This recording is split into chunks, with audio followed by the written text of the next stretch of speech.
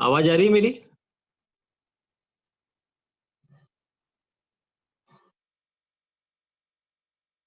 Okay, ठीक है।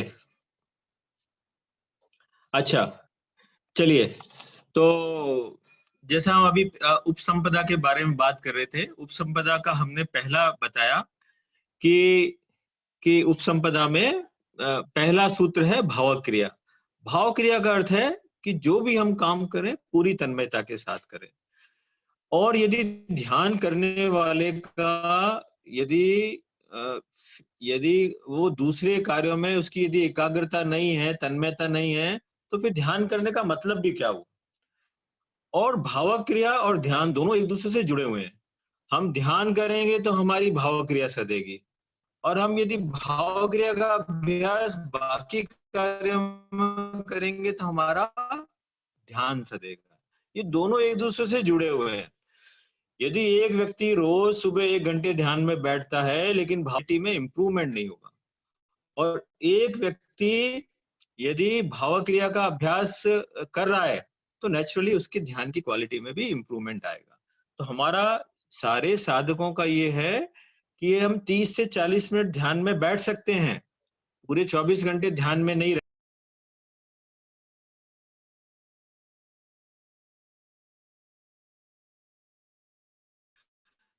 मिताहारी का मतलब है रित, हित और मित। तीन बात। घर में है तो बहुत ज्यादा गर्म भोजन ना करे, सर्दी में बहुत ठंडा भोजन ना करे। हित का मतलब है शरीर के हितकारी भोजन करे। हो सकता है कि कोई सी बहुत स्वादिष्ट हो लेकिन शरीर के लिए।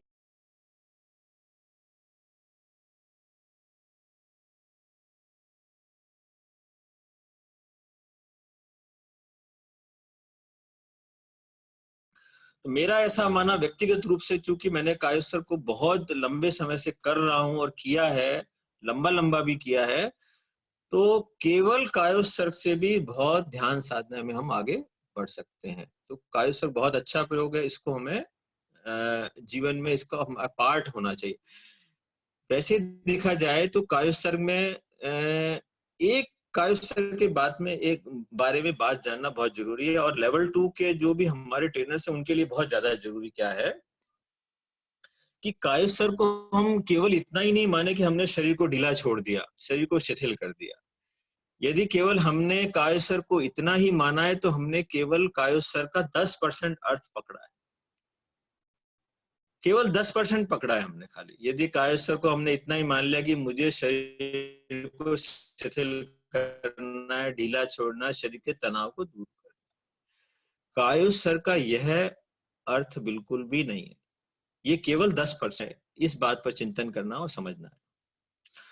आपने देखा होगा जब कायोत्सर्ग का प्रयोग चलता है, जब पूरा शरीर शिथिल हो जाता है, शिथिल होने के बाद में शरीर के चारों ओर हम श्वेत रंग के प्रवाह की कल्पना करते हैं और आभा मंडल की निर्मलता का अनुभव करते हैं। उसके बाद फिर कुछ सेंटेंस आते हैं कि मैं अब भेद विज्ञान की साधना वहां प्रारंभ होती है। अब कायोत्सर्ग का जो मुख्य 90% साधना का 90% प्रयोग यहां से शुरू। अब हो सकता है अब आप ये भी प्रश्न करेंगे कि वहां तक पहुंचने में तो 30 मिनट लगा देते हैं, और जो मुख्य 90%, जो 90% वैल्यू वाला प्रयोग है वहां तो हमको 5-7 मिनट ही रुकने देते हैं।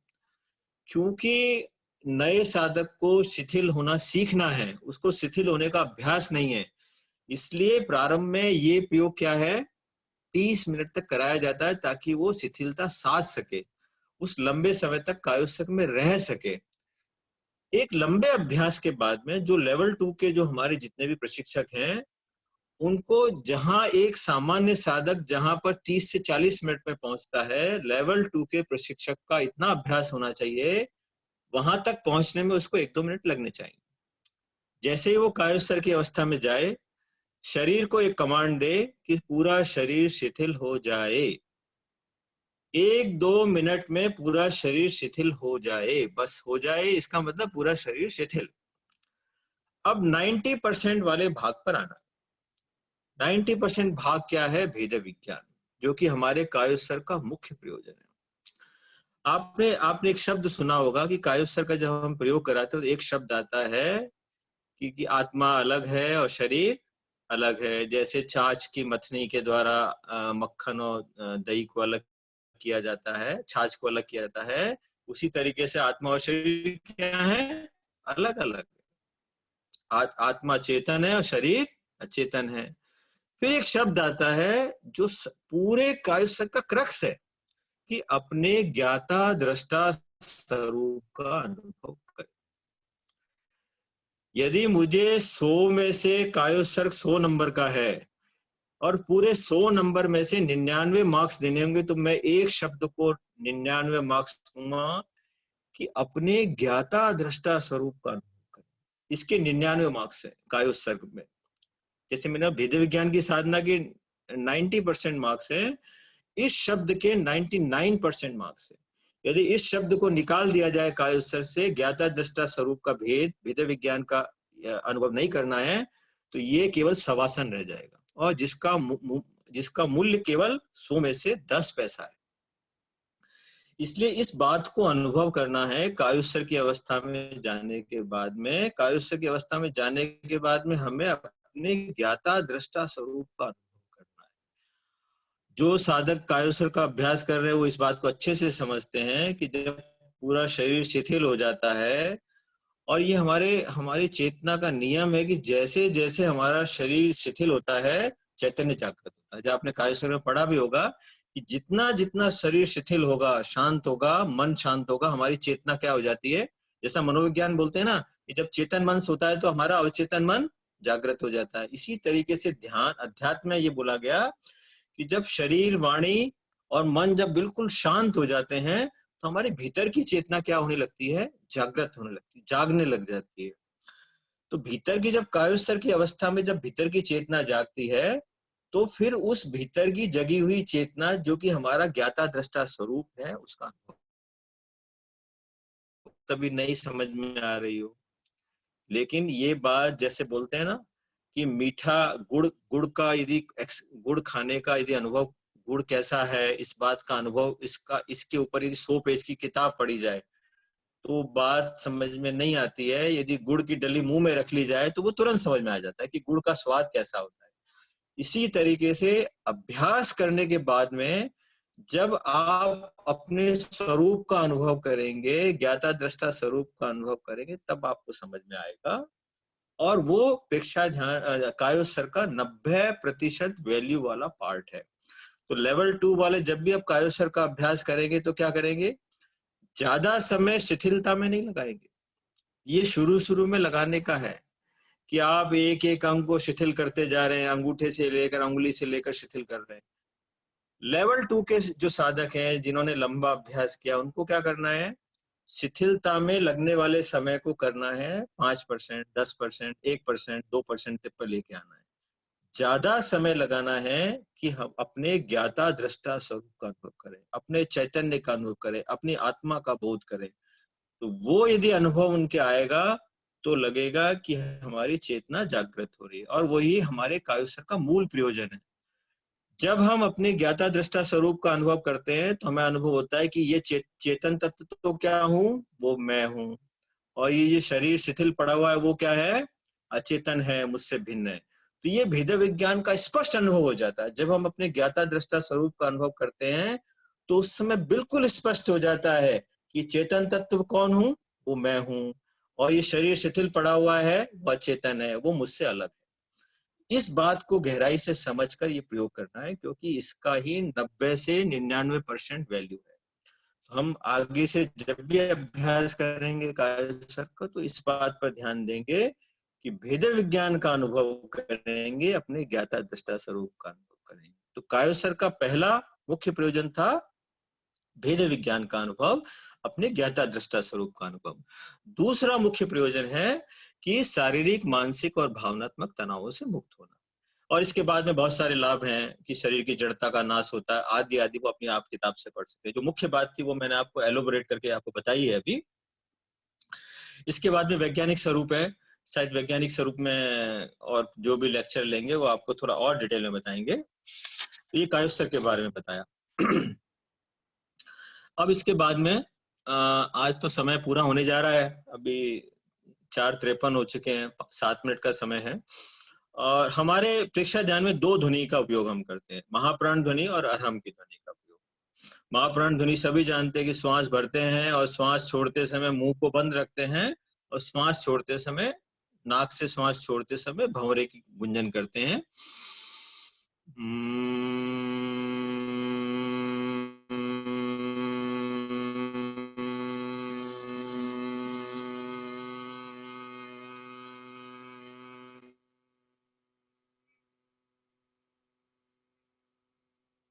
ये हमारी महाप्राण ध्वनि का प्रयोग है।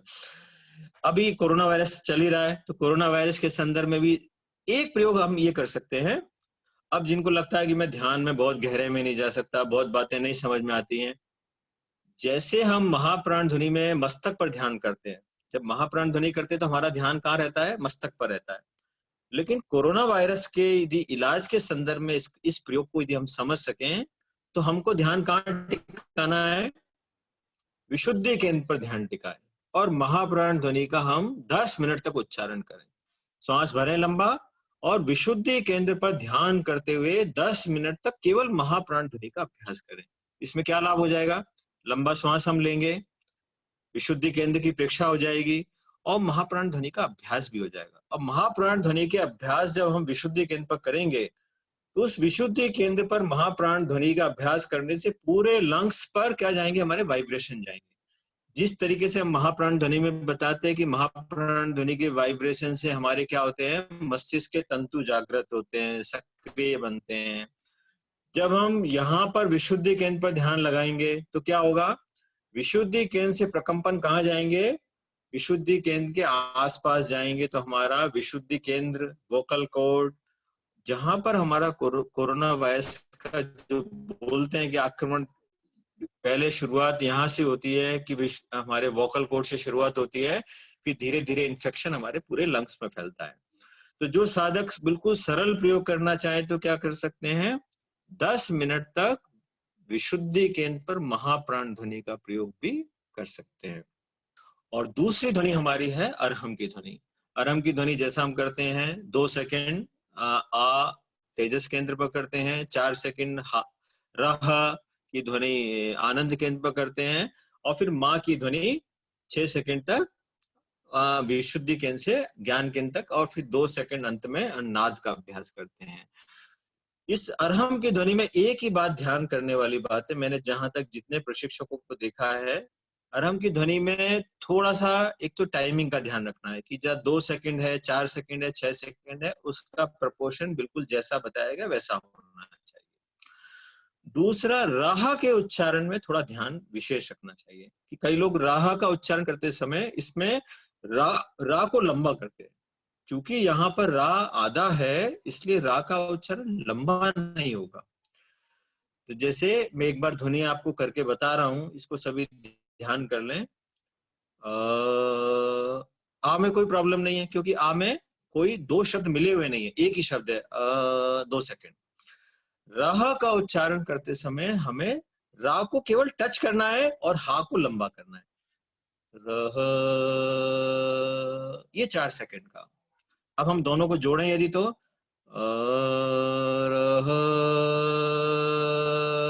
ये तो रा को केवल टच करते ही हा पर आगे निकल जाएंगे। यदि हमने रा को लंबा किया तो फिर हमारा ध्वनि का उच्चारण गलत हो जाएगा। तो हम विशेष ध्यान रखें, जब भी हम अरहम की ध्वनि का उच्चारण करें तो रह का उच्चारण करते समय विशेष ध्यान रखें। तो ये हमारी दूसरी ध्वनि है, अरहम की ध्वनि। ये भी बहुत पावरफुल है। यदि अरहम की ध्वनि का भी रोज 10 मिनट तक अभ्यास करें तो ये भी बहुत इफेक्टिव है। आप देखिए, यदि आपने अरहम की ध्वनि की तो आपने आ का उच्चारण तेजस केंद्र पर किया तो हमारा तेजस केंद्र सक्रिय होगा। रह का उच्चारण हमने आनंद केंद्र पर किया तो हमारा आनंद केंद्र भी सक्रिय होगा। और हमने माँ का उच्चारण विशुद्धि केंद्र से ज्ञान केंद्र किया तो हमारे विशुद्धि केंद्र से लेकर ज्ञान केंद्र तक के सारे केंद्र सक्रिय होंगे। श्वास लंबा होगा, मस्तिष्क के तंतु सक्रिय होंगे, स्मरण शक्ति का विकास होगा, हमारी इंटेलिजेंस बढ़ेगी, एनालिटिक पावर बढ़ेगी। ये सारी चीजें हमारी महाप्राण ध्वनि और अरहम की ध्वनि से हमको ये सब कुछ मिलने वाला है। इसके बाद में मैंने आज ये इतना लेवल 2 का कोर्स में अब बचा है अंतर यात्रा और श्वास परीक्षा। आज तो समय पूरा हो रहा है, 5 बजने वाले हैं। कल मैं शुरुआत में 10 से 15 मिनट में आपको अंतर यात्रा और श्वास परीक्षा के बारे में बताने वाला हूँ, और 5-7 मिनट में जो आज के संदर्भ में जो भी क्वेरी होगी तो वो बताने वाला हूँ। तीसरा, परीक्षा ध्यान गीत के दूसरा स्टेंजे का थोड़ा बहुत अर्थ की भी बात करेंगे, और उसके बाद जितना भी समय बचेगा तो हम द्वंद्वात्मक अस्तित्व का चैप्टर कल से चालू करेंगे। ये चैप्टर शायद 3 दिन चलने वाला है, क्योंकि 3 दिन इसमें लगने वाले हैं, क्योंकि 3 दिन बिना ये चैप्टर पूरा, 3 दिन में भी शायद पूरा होगा तो अच्छा है, क्योंकि इतने सारी क्वेरीज आने वाली है इस चैप्टर में। और मेरा ऐसा मानना है कि यदि इस चैप्टर को आपने अच्छे से समझा तो परीक्षा ध्यान का पूरा दर्शन समझ में आ जाएगा। बाकी सारी चीजें समझना बहुत ज्यादा आसान हो जाएगा। चित्त, मन, लेशा, अध्यवसाय, भाव, ये जितने भी सारे शब्द हैं जो बहुत कठिन लगते हैं, यदि हमने द्वंद्वात्मक अस्तित्व के लेक्चर को अच्छे से समझ लिया तो मुझे लगता है कहीं भी कोई अड़चन नहीं रहेगी, कहीं भी हम बहुत स्वयं भी अपनी अपनी। और दूसरी बात, एक बात मैं आप सबके साथ जरूर शेयर करना चाहूंगा कि थ्योरेटिकल यदि हमने द्वंद्वात्मक अस्तित्व का चैप्टर बहुत अच्छे से पढ़ लिया, सुन लिया, फिर भी मेरा एक बात फिर आपसे कहना है कि जब तक हम प्रयोग नहीं करेंगे तब तक हमें इन चीजों की अनुभूति नहीं होगी। आप देखिए, जब हम गहरे ध्यान में जाते हैं तो चित्त क्या है, मन क्या है, भाव क्या है, ये हमें बिल्कुल साफ साफ अनुभव होता है। और जितना साफ अनुभव प्रयोग के समय होता है उतना थ्योरी से नहीं होता है। थ्योरी हमें, एक बात है, थ्योरी एक माध्यम है ध्यान में उस चीज को पकड़ने के लिए, क्योंकि थ्योरी में हमने उस है तो हम उसको प्रयोग में बहुत अच्छे से समझ सकते हैं। तो इसलिए सभी, जैसे मैंने बार बार प्रयोग में बोल रहा हूँ कि सभी हमारे जितने भी साधक हैं वो प्रयोग पर एम्फेसिस करें, प्रयोग पर ज्यादा जोर दें। प्रयोग हमारा, पढ़ना छूट जाए लेकिन प्रयोग नहीं छूटना चाहिए, और हमारा परीक्षा ध्यान के साधक के अनुरूप हमारा व्यवहार होना चाहिए, कषाय कम होना चाहिए, इस बात का ध्यान रखें। और चूंकि आज हमने ज्ञान की 1 घंटे तक आराधना की है, और ये सब हमारे गुरु की कृपा से हुआ है, तो जैसा हम जहां भी क्लास करते हैं तो अंत में हम सब जो हमने अभी ज्ञान की आराधना की है, ये सब हमारा गुरु का दिया हुआ ज्ञान है, गुरु की कृपा से आगे बढ़ रहा है। तो हम सब गुरु के प्रति कृतज्ञता करेंगे। मैं बोलूंगा कि हम सब कृतज्ञोस्मि, तो आप सब अपनी अपनी जगह हाथ जोड़कर बोलेंगे, हम सब गुरुदेव के आभारी हैं। कृतज्ञोस्मि। हम सब गुरुदेव के आभारी हैं। कृतज्ञोस्मि। हम सब गुरुदेव के आभारी हैं। कृतज्ञोस्मि। हम सब गुरुदेव के आभारी हैं। तो गुरुदेव के प्रति अनंत कृतज्ञता ज्ञापित करते हुए कि उन्होंने ऐसी हमें विद्या दी जिससे हम, मतलब मैं कह सकता हूँ कि परीक्षा ध्यान का जो अभ्यास करता है उसका आनंद कभी खत्म नहीं होता। उसके सामने विषम परिस्थिति आती है ऐसा नहीं होता है, उसके सामने विषम परिस्थिति आती है, लेकिन प्रेक्षा ध्यान के अभ्यास के कारण उसके जीवन में आनंद उसका बना रहता है। तो हमारा आनंद बना रहे, गुरु की कृपा से हम साधना में आगे बढ़ते रहे, हमारे कषाय कम होते रहे, इसी मंगल भावना के साथ आज का ये क्रम यही संपन्न कर रहे हैं। कल हम फिर मिलेंगे। ओम अरहम, ओम अरहम, ओम अरहम।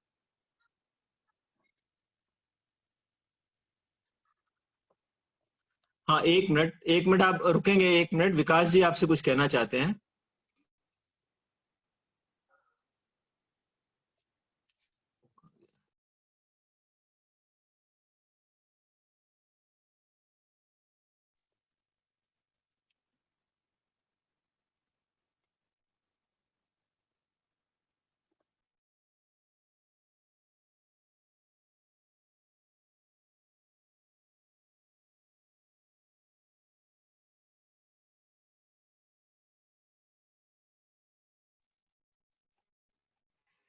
वो मेरे से नहीं हो रहा है, आपको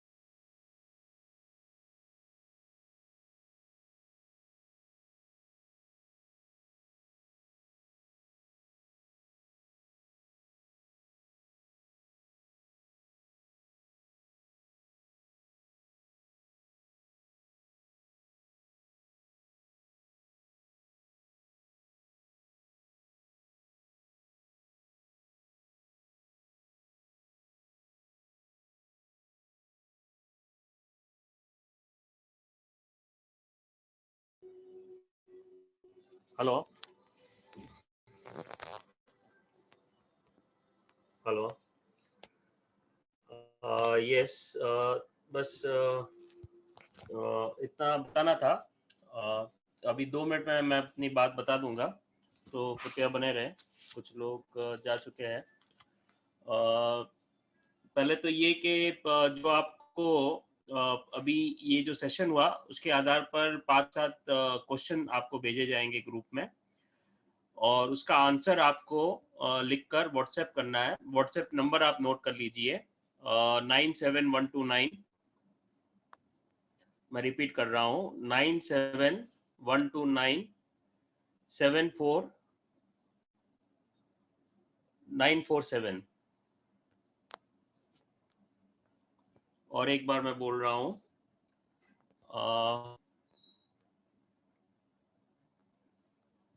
97129।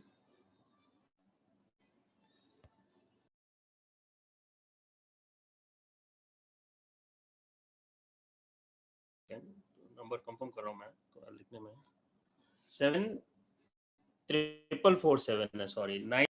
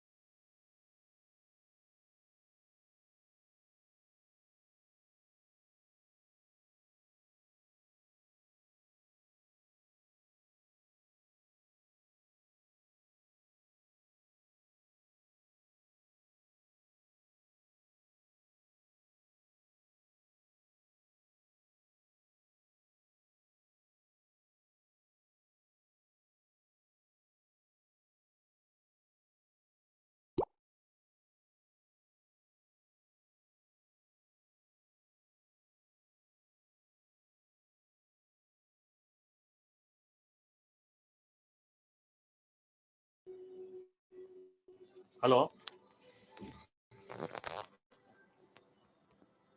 हेलो यस बस इतना बताना था। अभी 2 मिनट में मैं अपनी बात बता दूंगा, तो कृपया बने रहे। कुछ लोग जा चुके हैं। पहले तो ये कि जो आपको अभी ये जो सेशन हुआ उसके आधार पर 5-7 क्वेश्चन आपको भेजे जाएंगे ग्रुप में, और उसका आंसर आपको लिखकर व्हाट्सएप करना है। व्हाट्सएप नंबर आप नोट कर लीजिए, 97129।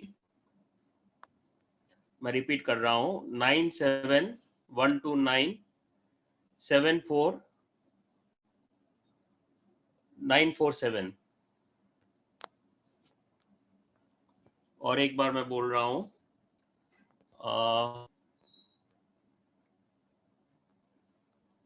97129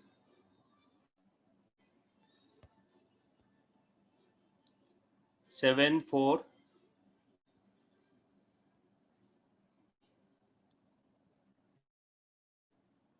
ये नंबर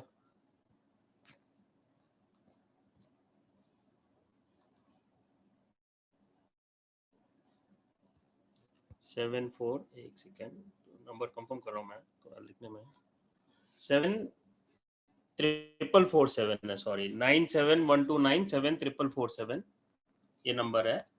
तो आपको जो क्वेश्चन व्हाट्सएप में शेयर किया जाएगा तो आपको इस नंबर पे भेजना है।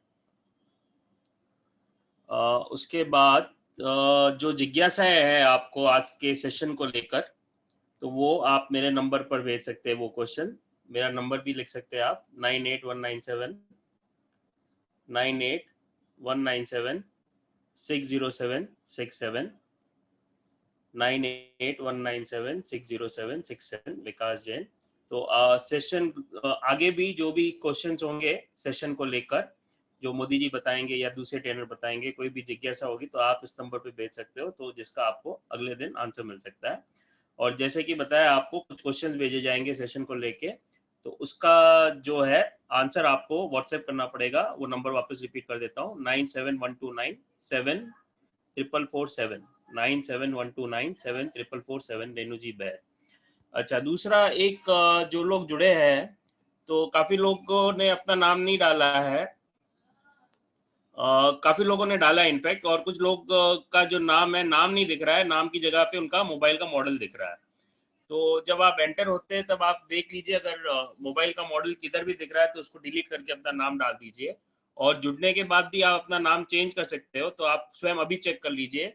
जैसे मैं देख रहा हूँ एक का गैलेक्सी A7 दिखा रहा है, तो वो अपने आप को रीनेम कर सकता है, ये फैसिलिटी है, तो अपने साइड से वो रीनेम कर ले खुद को और खुद का नाम दे देवे। इसी तरह से जिनका आईफोन लिखा आ रहा है तो अपना अपना नाम देख ले क्या नाम लिखा हुआ आ रहा है। अगर नाम मोबाइल का मॉडल है तो अभी चेंज कर लीजिए, देख लीजिए कैसे चेंज होता है, तो ताकि कल आप जब भी जुड़े तो अपने नाम से जुड़े, आपका अटेंडेंस रखा जा रहा है। नहीं तो अगर आपका मोबाइल का मॉडल दिखेगा तो अटेंडेंस भी नहीं लगेगी, तो उससे आपको नुकसान है।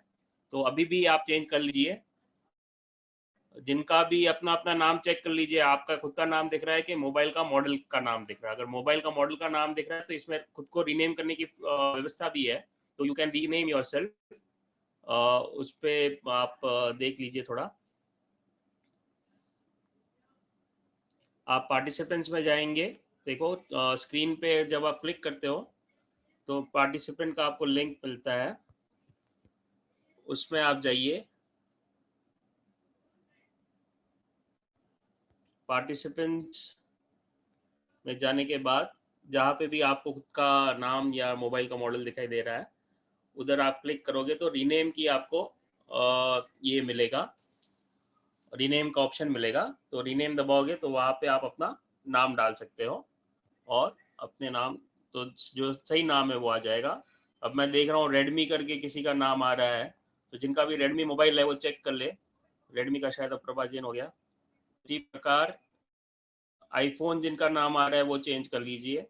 अभी हमारे यहाँ पे लोग जुड़े हुए हैं जो अटेंडेंस भी रख रहे हैं, तो प्लीज आप अपना नाम एक बार देख ले, मोबाइल का नाम नहीं आवे, आपका खुद का नाम आवे। गैलेक्सी J7 मैक्स देख रहा हूँ मैं, जिनका भी है वो चेक कर ले, खुद का नाम कर ले। रेडमी 2 नाम देख रहा हूँ मैं, एक OnePlus 7T है, तो प्लीज गैलेक्सी और नेक्स्ट है, तो ठीक है। और ये जो क्वेश्चंस है इसके आंसर्स आपको 12 बजे के पहले, कल 12 बजे के पहले जो नंबर दिया मैंने उस पर भेज देना है। मैं व्हाट्सएप पे भी वो नंबर शेयर करूंगा, और 12 बजे के बाद उस क्वेश्चन के राइट आंसर भी पोस्ट कर दिए जाएंगे ग्रुप में। तो आपको सेल्फ असेसमेंट करना होगा, अपने उस आंसर्स को देखते आंसर लाने होंगे कितने सही है, कहाँ पे गलती हो गई, और अगर कुछ क्वेरी है उसके संबंध में तो वो आप हमें पूछ सकते हैं। तो ठीक है, आज अच्छी संख्या में जुड़े, कुछ लोग नहीं जुड़ पाए बिकॉज रूम कैपेसिटी लिमिटेड है, 100 की है। कल वी विल सी कि हम इसको बढ़ा सकते हैं, कैसे कर सकते हैं। तो सभी के लिए धन्यवाद, और मोदी जी के प्रति भी हम कृतज्ञता ज्ञापित करते हैं कि उन्होंने अपना कीमती समय हमारे लिए दिया, और आप सबके लिए भी साधुवाद, आप सब जुड़े, समय का सदुपयोग कर रहे हैं। तो कल मिलते हैं इसी समय 4 से 5। ओके, ओमर।